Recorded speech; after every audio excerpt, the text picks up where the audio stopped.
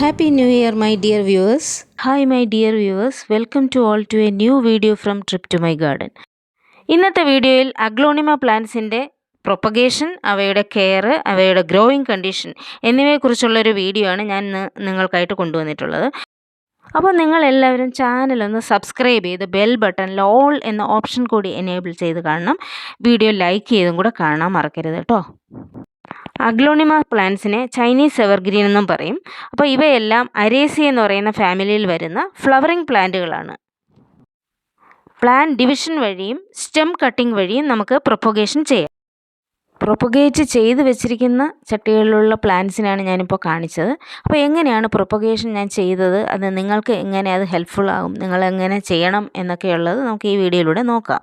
അപ്പോൾ ഒത്തിരി പ്ലാന്റ്സ് എൻ്റെ കയ്യിൽ അഗ്ലോണിമയുടെ 2 വെറൈറ്റി ഉണ്ടായിരുന്നു. ലിപ്സ്റ്റിക്കും ഉണ്ടായിരുന്നു, അഗ്ലോണിമ വൈറ്റ് സ്ട്രിപ്റ്റിസ് അല്ലെങ്കിൽ സ്പോട്ടഡ് വൈറ്റ് അഗ്ലോണിമ പ്ലാന്റ് അതും ഉണ്ടായിരുന്നു. അഗ്ലോണിമയുടെ ഈ 2 വേരിയൻസും നല്ല പ്ലാന്റ്സാണ്. കാരണം എന്ന് വെച്ചാൽ നിറയെ പ്ലാന്റ്സ്, അതിൽ ഒത്തിരി തൈകൾ അതിൽ നിന്ന് വരും. ഒരു പ്ലാന്റിൽ നിന്ന് തന്നെ ധാരാളം തൈകൾ വരുന്ന വെറൈറ്റികളാണ് ഈ 2 വെറൈറ്റി അങ്ങനെ തന്നെയാണ്. അപ്പോൾ നിങ്ങൾക്കിത് കാണുമ്പോൾ മനസ്സിലാവും, വീഡിയോ കാണുമ്പോഴേ നിങ്ങൾക്ക് മനസ്സിലാവും ഒത്തിരി പ്ലാന്റ്സ് അതിൽ ഒരു പ്ലാന്റിൽ തന്നെ വരാറുണ്ട്. അപ്പോൾ എന്തുകൊണ്ടും എനിക്ക് വളരെ ഇഷ്ടപ്പെട്ട 2 വെറൈറ്റീസാണിത്. കാരണം ധാരാളം തൈകളെ നമുക്ക് പ്രൊഡ്യൂസ് ചെയ്യാനായിട്ട് കഴിയും. കണ്ടില്ലേ, ഒത്തിരി പ്ലാന്റ്സ് ഉണ്ട് അതിൽ. ഇത് അഗ്ലോണിമ വൈറ്റ് സ്ട്രിപ്റ്റിസ്, ഇതിൽ ധാരാളം പ്ലാന്റ്സ്, ഇങ്ങനെ നിറയെ പ്ലാന്റ്സ് ഉണ്ട്. അതിനെ ഇളക്കിയെടുക്കണം, പതുക്കെ ഇതുപോലെ വിടുവിച്ചെടുത്താൽ മാത്രം മതി. ഇത് നമ്മൾ ഇതിനാണ് പറയുന്നത് ഡിവിഷൻ എന്ന് പറയുന്നത്. ഈ ഒരു പ്രൊപ്പഗേഷൻ മെത്തേഡിനാണ് ഡിവിഷൻ എന്ന് പറയുന്നത്. അതായത് ഇതിൽ നമുക്ക് എന്ത് ചെയ്താൽ ഇതിനെ ഓരോന്നിനെ പതുക്കെ സ്പ്ലിറ്റ് ചെയ്ത് മാറ്റി എടുത്ത് ഓരോ പ്ലാന്റിനെ മാറ്റി വേറെ വേറെ പോട്ടുകളിൽ നമുക്ക് നടാം. അങ്ങനെ ഒത്തിരി പ്ലാന്റ്സുകളെ നമുക്ക് പ്രൊപ്പഗേറ്റ് ചെയ്തെടുക്കാനായിട്ട് സാധിക്കും. ധാരാളം പ്ലാന്റ്സ് ഇതിൻ്റെ ചുവട്ടിലുള്ളതുകൊണ്ട് തന്നെ ഞാനതിനെ ഇളക്കി പ്രൊപ്പഗേറ്റ് ചെയ്യാമെന്ന് കരുതിയപ്പോഴാണ് നിങ്ങൾക്കായിട്ട് ഈ വീഡിയോയും കൂടെ ഷെയർ ചെയ്യാമെന്ന് കരുതിയത്. അപ്പോൾ ചിലർക്കൊക്കെ അറിവില്ലായിരിക്കും എങ്ങനെയായിരിക്കും ഇത് പ്രൊപ്പഗേറ്റ് ചെയ്യേണ്ടതെന്നുള്ളത്. ചിലർക്ക് ഒത്തിരി നല്ല നോളജ് ഉള്ളവരുണ്ട്. അപ്പോൾ അവരിൽ നിന്ന് നമുക്ക് പഠിച്ചെടുക്കാനായിട്ടും കഴിയുന്നുണ്ട്. അപ്പോൾ നമുക്ക് അറിഞ്ഞുകൂടാത്ത കാര്യങ്ങൾ മറ്റൊരാളിൽ നിന്ന് പഠിക്കാൻ കഴിയുന്ന ഏറ്റവും നല്ലതാണല്ലോ. അപ്പോൾ അതുകൊണ്ടാണ് ഞാൻ നിങ്ങൾക്കായിട്ട് ഈ വീഡിയോ ഞാൻ ചെയ്യുമ്പോൾ നിങ്ങൾക്കും കൂടി കാണിക്കാം എന്ന് കരുതിയിട്ടെടുത്തത്. അപ്പോൾ ഇതിനായിട്ട് നമ്മൾ മെയിനായിട്ട് ശ്രദ്ധിക്കേണ്ട, ആദ്യം മദർ പ്ലാന്റിൽ നിന്ന് ആ സീഡ്ലിങ്സിനെ വളരെ സൂക്ഷിച്ച് നല്ല രീതിക്ക് വേരൊന്നും പൊട്ടാതെ വിടുവിച്ചെടുക്കുക എന്നുള്ളതാണ്.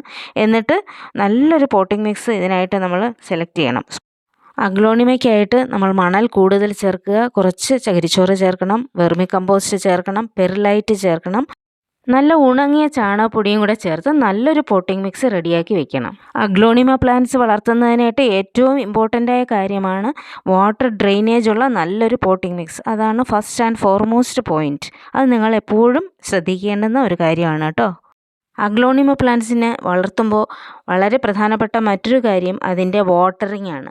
അതിൻ്റെ പോട്ടിംഗ് മിക്സ് ഏകദേശം ടോപ്പ് ലെയർ ഡ്രൈ ഔട്ട് ചെയ്തതിന് ശേഷം മാത്രമേ നമ്മൾ നെക്സ്റ്റ് വാട്ടറിങ് നടത്താവുള്ളൂ. അല്ലെങ്കിൽ എന്ത് സംഭവിക്കുമെന്നറിയാമോ, ആ വെള്ളം ലോക്ക് ചെയ്ത് അതിൻ്റെ പോട്ടിംഗ് മിക്സ് സോഗിയായി കഴിഞ്ഞാൽ പിന്നെ പ്ലാന്റിന് റൂട്ട് റോട്ട് സംഭവിക്കും. ഈ അഗ്ലോണിമ പ്ലാന്റ്സിനെ കോമൺ ആയിട്ട് അറിയപ്പെടുന്നത് ചൈനീസ് എവർഗ്രീൻ എന്നാണ് കേട്ടോ. അപ്പോൾ നല്ലൊരു പോട്ടിംഗ് മിക്സ് റെഡിയാക്കി വെച്ചിട്ടുണ്ട്. നടാനുദ്ദേശിക്കുന്ന പോട്ട് എടുക്കുക, അതിൻ്റെ ഏറ്റവും ബോട്ടം ലെയറിൽ കുറച്ച് കല്ലുകൾ ഇട്ട് കൊടുക്കുക ഡ്രെയിനേജിന് വേണ്ടിയിട്ട്. അത് മസ്റ്റാണ് കേട്ടോ. ഡ്രെയിനേജിന് വേണ്ടി കല്ലുകൾ ഇട്ട് കൊടുത്ത ശേഷമാണ് നമ്മൾ ആ പോട്ടിംഗ് മിക്സ് അതിൻ്റെ പുറത്തേക്ക് ഇടാനുള്ളത്. എന്നിട്ട് നമുക്ക് ആ പ്ലാന്റിനെ അതിലേക്ക് പ്ലേസ് ചെയ്യുക. പിന്നെ ബാക്കിയുള്ള ഭാഗത്തേക്ക് കുറച്ച് പോട്ടിംഗ് മിക്സും കൂടി ആഡ് ചെയ്ത് കൊടുത്തിട്ടാണ് നമ്മൾ നടുന്നത്. നിങ്ങൾക്ക് എല്ലാവർക്കും അറിയാവുന്ന കാര്യമാണ്. ഒരു പ്ലാന്റ് നടുന്ന രീതികളൊക്കെ നമ്മൾ പലതിലും പറഞ്ഞിട്ടുണ്ട്. അതുകൊണ്ട് അഗ്ലോണിമയ്ക്കായിട്ട് പ്രത്യേകിച്ച് നടുന്ന രീതിയിലൊന്നും വ്യത്യാസമില്ല. പക്ഷേ പോട്ടിംഗ് മിക്സ് നല്ല രീതിക്ക് അതിന് വേണ്ടിയിട്ട് ഒരു ഡ്രെയിനേജ് ഉള്ള പോട്ടിംഗ് മിക്സ് റെഡിയാക്കുക എന്നുള്ളതാണ് ഏറ്റവും ഇമ്പോർട്ടൻ്റ് ആയിട്ടുള്ളത്. ഈ പ്ലാന്റിൻ്റെ പ്രൊപ്പഗേഷൻ കഴിഞ്ഞു കഴിഞ്ഞാൽ നമ്മൾ അടുത്തായിട്ട് നോക്കേണ്ടത് ഇത് എവിടെ വെക്കണം എന്നുള്ളതാണ്.